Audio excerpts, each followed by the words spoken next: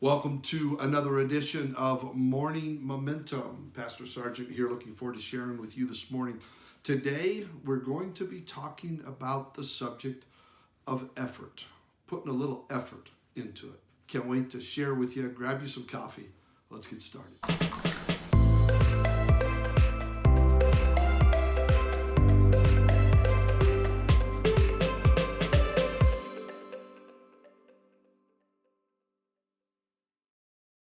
It's hard to believe that we are 6 weeks into Morning Momentum, getting a lot of positive feedback. Hope you're enjoying just a little boost in the morning. Today, we're going to be talking about the subject of effort. We have spent several weeks talking about our need to consistently move forward in our lives, in our relationship with God, in the things that God would have for us. The Bible is extremely clear in the fact that you and I, as the people of God, we're to be going from faith to faith. We are to go from victory to victory. It's the pattern of the believer, constantly striving and pressing for more in God. The famous author and speaker Napoleon Hill said, "Strength and growth come only through continuous effort and struggle." In order to achieve success, one must be willing to put your shoulder to the wheel, so to speak, and work for it. We see classic examples of people in our society, even today, who push past obstacles, setbacks, and heartbreaks and succeed because they continue to persistently move forward in spite of what was in front of them. They acted with effort. You know, there's an amazing example of this in the book of Genesis that I would like to bring to your attention this morning. It's found in Genesis chapter 26, and it's the story of Isaac's reaction to a time of famine that was ravishing the land that he was living in. You can read this in Genesis chapter 26, beginning in verse number 12. "Then Isaac sowed in that land and received in the same year 100-fold. And the Lord blessed him. And the man waxed great and went forward and grew until he became very great." Verse 14 said, "For he has possession of flocks and possession of herds and great store of servants. And the Philistines envied him. For all the wells which his father's servants had digged in the days of Abraham his father, the Philistines had stopped them and filled them with earth." Verse 18 kind of gives us a little more explanation of that. It says, "And Isaac digged again the wells of water, which they had digged in the days of Abraham his father. For the Philistines had stopped them up after the death of Abraham.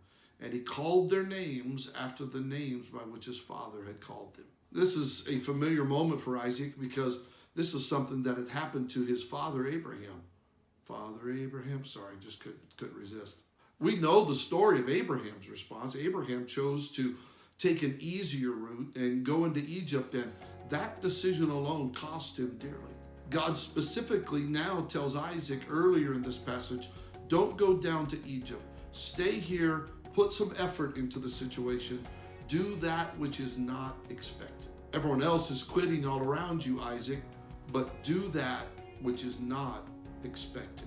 Notice the pattern of Isaac's decision.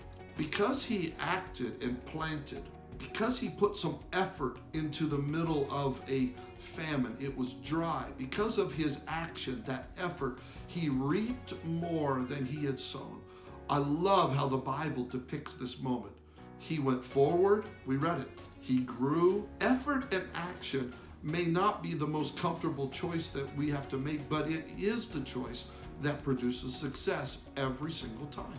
As a result of the effort that Isaac put into this moment in his life, he continued growing and he continued to move forward. Now, we also learn that what the enemy tried to stop and keep from flowing, those wells, Isaac grabbed a shovel and digged again, the Bible says.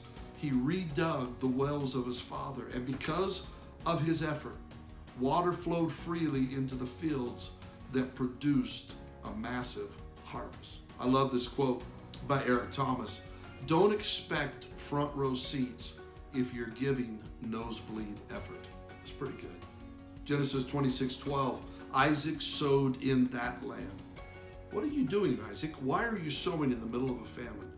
I'm doing the unexpected. I am doing what God is telling me to do. I'm going to sow my seed right where God has placed me. right in the middle of the famine, right in my place of trial and struggle, I am going to sow some seed. I'm going to give some effort, and out of it, I believe great things are going to come to pass. So today, all I'm asking you to do is put some effort into it. Lean into it. Put some effort in faith and prayer, belief and understanding. And guess what? God's going to do some awesome things for you. Just watch what God will do when you put your shoulder to the wheel and put some effort into where God has you and where He is taking you. Till tomorrow, have a great day. God bless.